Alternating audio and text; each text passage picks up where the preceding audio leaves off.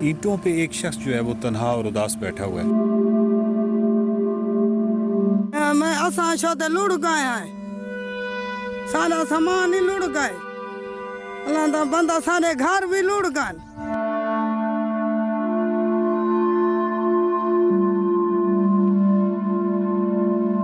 इधर आते हैं देख देख के रो रो के फरियाद करके अल्लाह से मांगने वाले मांग मांग मांग के वापस चले जाते हैं।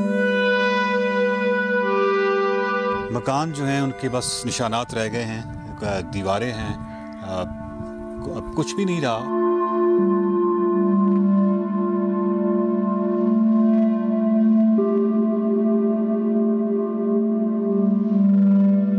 इधर देखो भाई, ही बचे बच्चे बच्चा बच दे, तंबू ना होवे बच दे। अच्छा, इसको अंदर कर, अंदर कर, इसको अंदर कर, अंदर कर, इसको कपड़ा डालो, बस इसको कपड़ा डालो, बारिश ना लगे, बस इसको उधर। मेहरबानी थी आवनी ते अल्लाह दी जात ते टुकुर पे न्या दे कुछ चावल फक्का देवे। मैं जिदा मरीजा रिपोर्ट मेरे लाथ है। उनको 3 दिन से खाना नहीं मिला था और जब हम वहाँ पहुँचे तो लोगों का जमे गफीर हमारे साथ इकट्ठा हो गया।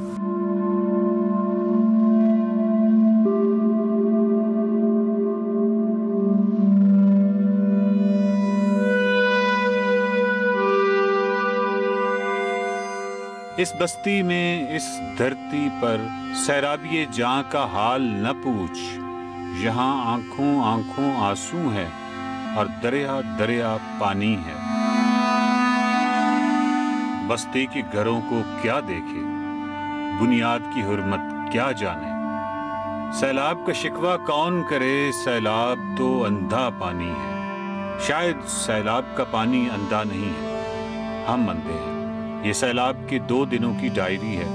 इस डायरी में अनगिनत कहानियां हैं, कसमपुस्सी की कहानियां हैं। इस कहानी किताब में कई अबवाब हमारी गफलतों के भी हैं। नौहा गरीब दुरुस्त सही कि इंसान गमज़दा होता है, लेकिन मंसूबाबंदी की सलाहियत भी इसी इंसान के पास है। देखना यह है कि नौहागरी का ये सिलसिला जारी रखना है या इन गमज़दा बेसहारा लोगों के दुखों को ख़त्म करने के लिए कोई मुस्तकिल बंदोबस्त भी करना है। सैलाब के ये 2 दिनों की डायरी है।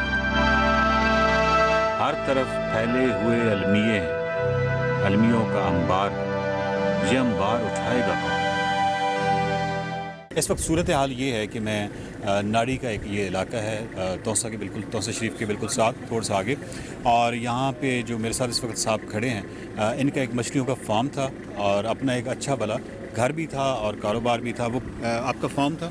जी जी, फार्म था, मछली का फार्म था। और वो बह गया सारा? बह गया, वो 25 लाख का वो नुकसान हो गया। बाकी मेरे तो कर्जा बाकी खड़ गया है, घर भी लुढ़ गया है, बच्चे बैठे नहीं बैठे, ना कोई टेंट मिलता है, ना कोई राशन मिलता है, कुछ नहीं मिलती। इवें रोड पे फिर के बोतल चोड़ के शाम को सौदा गिन में। अब मसला ये है कि यहाँ पे, यानी इससे अंदाज़ा लगाएं कि जो उनके नुकसान की जो मालियत है वो ये बता रही है कि ये अच्छे भले खुशहाल आदमी थे, लेकिन इस वक्त जो सूरत हाल है वो ये है कि ये बोतलें चुनते रहते हैं और बोतलें चुन के ये आप कहाँ बेचते हैं? बस ये थी कि उशार बेच कर सौदे गिन गया, बस बच्चों का गुजारा कर। ये बोतलें बेच के ये फिर उससे जो पैसा आता है उससे घर वालों के लिए कोई जो भी उस दिन का कोई राशन या कोई आटा या कोई सब्जी जो कुछ मिल जाता है, बस वो इस तरह की ये सूरत हाल है। तो इसलिए आपका जो इस वक्त इमदाद का मामला है ये बहुत ज़रूरी है, क्योंकि 2005 में मैंने ज़लज़ला जब आया था उस वक्त कोई गफलत नहीं देखी थी। 2010 की जो सैलाब आया था उसमें कोई गफलत नहीं देखी थी, लेकिन इस दफ़ा एक गफलत देखने में आ रही है। वो गफलत जो है वो डेफिनेटली बहुत हद तक अनइंटेंशनल है।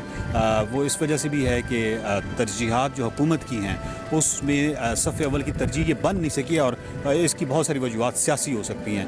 लेकिन इन तमाम चीज़ों से हट के हमारा इस वक्त जो काम है वो ये है कि इनकी फौरी तौर पे किसी भी हवाले से इमदाद जो है उसको यकीनी बनाया जाए।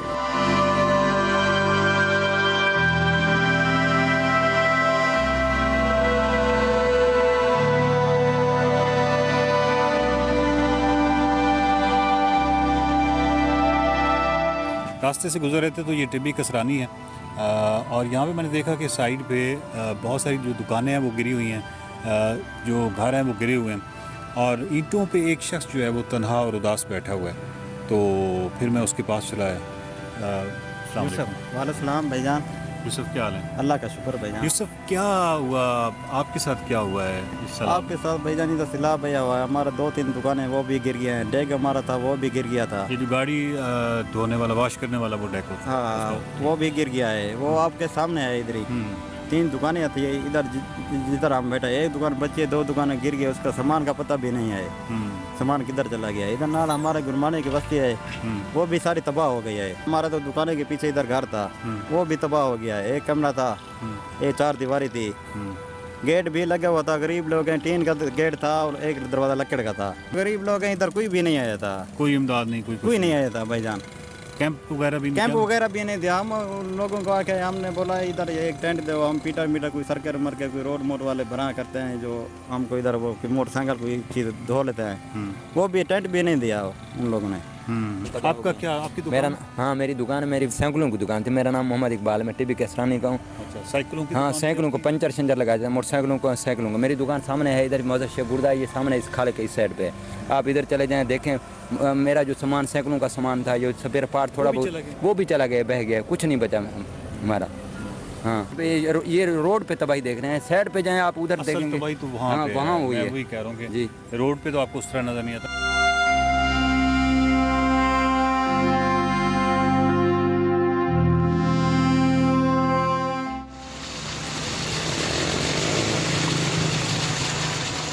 मैं जलोवाली में हूँ और जलोवाली जो है यहाँ पे तबाही के जो मनाजिर हैं वो मतलब बहुत ज़्यादा हैं। और पानी ने जिस तरह कटाव किया है, यहाँ पे पूरी एक लाइन है जहाँ पे जो मकानात हैं वो कुछ गिरे हुए हैं, बहुत ज़्यादा मकानात तो गिरे हुए हैं। उनमें से कुछ मकानात ऐसे भी हैं जो मकीनों ने खुद गिराए हैं।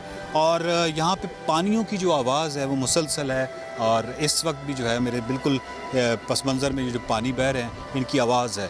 और क्योंकि मेरा काम टूरिज़म प्रमोशन का रहा है और उस हवाले से मैंने हमेशा पानियों की आवाज़ की ना सिर्फ तारीफ़ की है, उसमें हुस्न को तलाशा है। लेकिन ये वाली जो आवाज़ है पानियों की, ये यकीन कीजिए कि इसमें कोई खूबसूरती नहीं है, इसमें कोई हुस्न नहीं है। इसमें बनते जो भंवर हैं, इसमें जो पानियों के जो आवाज़ है, ये खौफज़दा कर देने वाली आवाज़ है, न सिर्फ मकीनों को, हमें। और ये फ़र्स्ट टाइम मुझे एक्सपीरियंस हुआ है कि कोई ऐसी नेचर की खूबसूरत आवाज़ जिसकी हमने ज़िंदगी भर मदह की हो, उसमें इस कदर खौफ भी हो सकता है। जलोवाली में ये सारे मकानात जो हैं, इस वक्त आप जो स्क्रीन पे देख रहे हैं, वो सारे गिरे हुए मकान हैं। और इसमें पता चलता है कि इमरजेंसी में लोग जो हैं वो छोड़ गए हैं मकानों को अपने, और बहुत सारे मकान जो हैं वो ख़ुद गिराए गए हैं। इसमें से बहुत सारे मकान जो हैं, बहुत अफसोस होता है कि जो साहिब मकान था और उसकी जो जमालियाती हिस्स थी वो नज़र आती है, उसकी जो खूबसूरती, और उसने बहुत मोहब्बत से जो अंदर जो खूबसूरती से जो फ़न पारे और फ़नकारी के जो नमूने थे, उनको जब आप देखते हैं तो आपको आइडिया होता है कि कितनी मोहब्बत से वो घर बनाया गया होगा और किस कदर जल्दी में वो घर छोड़ा गया होगा। ये भी वहाँ पे आसार नज़र आते हैं। तो जो आप कच्चे में जब उतरते हैं, पक्की सड़क को छोड़ते हैं, तो फिर हर तरफ आपको तबाही के मनाजिर नज़र आते हैं, फिर आपको वो तबाही का स्केल नज़र आता है। जहाँ तक इमदादी सरगर्मियों की बात है, तो सच पूछे तो इंडिविजुअल आपको नज़र आती हैं। अभी मैं यहाँ पे आया हूँ जलोवाली में, तो एक ट्रक खड़ा हुआ था जो कि फैसलाबाद से आया हुआ था। इस तरह के एक इंडिविजुअल इनफरादी सतह पे यकीनन वो आपको एक काविश नज़र आती है, और दूसरी काविश आपको ऑर्गेनाइजेशनल सतह पे अल खिदमत की नज़र आती है।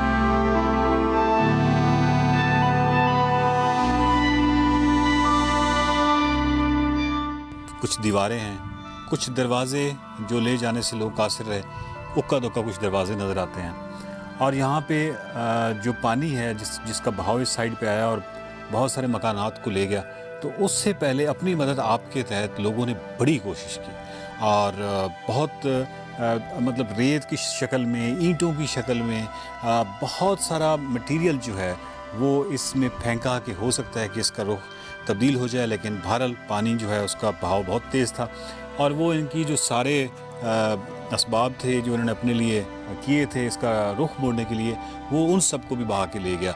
और ये इस वक्त ये बिल्कुल किस तरह के खंडर हैं, इस तरह का एक शक्ल है जो कभी आपको नहीं बता सकती कि यहाँ पे सिर्फ 1 हफ़्ता या 2 हफ़्ते पहले यहाँ पे मकीन थे, यहाँ पे बच्चे थे, उन बच्चों के कहके थे, यहाँ पे जानवर बंधे हुए थे, यहाँ पे खाना भी पक रहा होगा, यहाँ पे बिल्कुल रोज़मर्रा के वही मामूल थे। जो हमारे और आपके घरों में होते हैं। और सिर्फ 1 या 2 हफ्ते की बात है कि इसके अंदर अंदर कोई बंदा ये बता ही नहीं सकता कि यहाँ पे कोई इलाका मकीन या कोई यहाँ पे लोग रहते थे। और यहाँ पे अभी भी आप देख लें तो कुछ चीज़ें जो हैं वो जो मकीन जल्दी में कुछ छोड़ गए होंगे, तो बाकी उन्होंने कोशिश की है कि जल्द अज जल्द जो है यहाँ से जितनी चीज़ें निकाल सकते हैं निकालें। कुछ ऐसे घर भी आपको दिखाऊंगा जो दरिया ने नहीं तोड़े। ये बड़ी हैरान कुन आपको बात बता रहा हूँ। कुछ ऐसे घर हैं जो मुकम्मल तौर पे मस्मार हैं और उनको ना सैलाब ने मस्मार किया है ना उनको दरिया ने मस्मार किया है। उनको मकीनों ने ख़ुद मस्मार किया है, पैनिक होके, खौफजदा होके कि इससे पहले कि पानी चढ़ जाए हम कुछ बाले उतार लें, हम कुछ दरवाज़े ले लें, जो मटीरियल वहाँ से ईंटें कुछ भी है तो उसको निकालने की कोशिश में उन्होंने ये काम ख़ुद किया है। तो इस तरह की जो है सूरत हाल, इस तरह की जो पैनिक और खौफजदा कर देने वाली सूरत हाल इस पूरे इलाके में नज़र आती है, जिसको जल्लो वाली कहते हैं।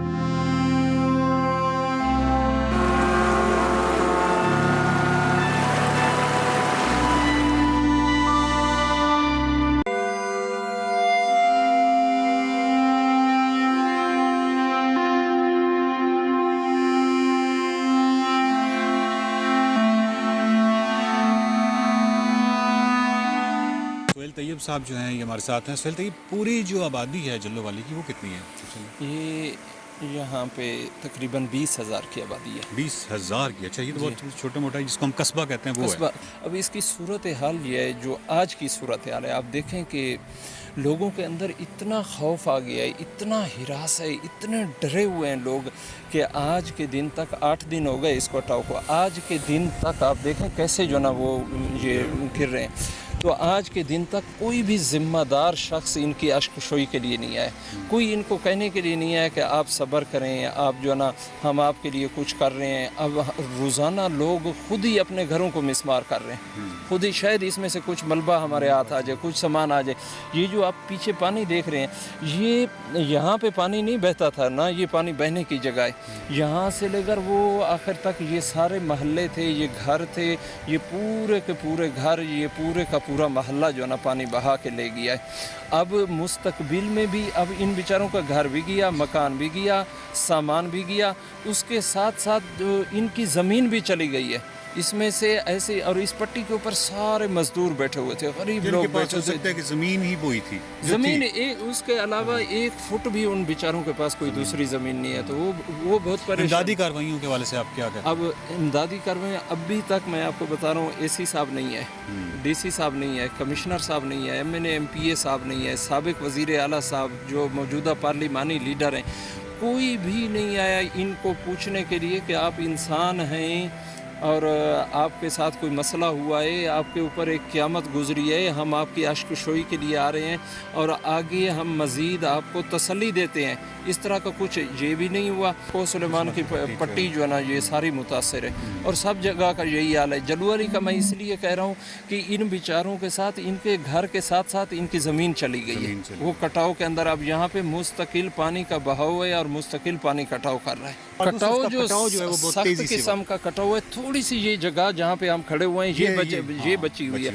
अगर ये जगह जाती है, ये फिर ये सीधा पूरी जाता है, 20,000 की आबादी ये पूरी की पूरी जो ना ख़त्म हो जाए। और हुकूमत के लिए कोई मुश्किल नहीं है, अगर संजीदगी से ले, हुकूमत थोड़ी सी हैवी मशीनरी दे दे और थोड़ा सा इसको संजीदा ले ले, वहाँ से हुकूमत जो असल तल की जगह है, पानी के बहने की जगह है, वहाँ से रास्ता बना दे पानी का, पानी खुद ही वहीं से बहना शुरू हो जाए। कुछ काम हैं ही हुकूमत के, क्योंकि उसकी वजह यह है कि कुछ काम जो हैं वो इंसान के इनफरादी सतह पे उनकी बस में होते हैं। जिस तरह यहाँ पे इमदादी कार्रवाइयाँ इनफरादी सतह पे लोग कर रहे हैं, ऑर्गेनाइजेशनल सतह पे भी हो रही हैं। कुछ चीज़ें हैं जो हमारे बस में होती हैं, कुछ चीज़ें हैं जो हमारे बस में नहीं होती, जिसमें हैवी मशीनरी का अमल दखल आ जाए, जहाँ पे पूरे इतने बड़े पानी का जो रुख है वो तब्दील करने की बात हो, कहीं पुल बनाने की बात हो, कहीं पे कोई पुश्ता या कोई बंद बनाने की बात हो। इस तरह की चीज़ें जो हैं ये हुकूमत ही करते हैं। और उसी की बस की बात है, इनफरादी सतह पे ये पूरा ये कस्बा मिल भी जाए तो क्या कर सकता है, वो जैसे चला आप कह रहे गया। हैं ना, ये 3 दिन पानी बहुत कम था, हम चीखते रहे, चिल्लाते रहे, कोई थोड़ी सी हमें मशीनरी दे दो, हल्का सा, हाँ, थोड़ा सा भी हम खुद लगे हुए हैं। यहाँ पे तकरीबन 2-2.5 हज़ार बंदा था और उसके अंदर हमने 1000 जो है ना वो बोरी के अंदर रेत भर के डाल के देख ली, हमने दरख्त काट के उसके आगे डाल के देख लिए। वो ऐसे इनफरादी सतह पे कोशिश इतना ही हो सकता है, इतना अब ही हो हमारे सकता है, पास क्योंकि आपने- ट्रैक्टर था, आप देखें ट्रैक्टर कहाँ, अगर हुकूमत बिल्डोजर देती तो वो वही गलत चीज़ है। हाँ, तो ये सारी ज़ाती चीज़ें सतह पे तो मेरे ख्याल में कि आपने जितना भी किया है वो अपने बस से, अपनी हिम्मत से, अपनी इस्तात उससे कहीं बढ़ के किया है।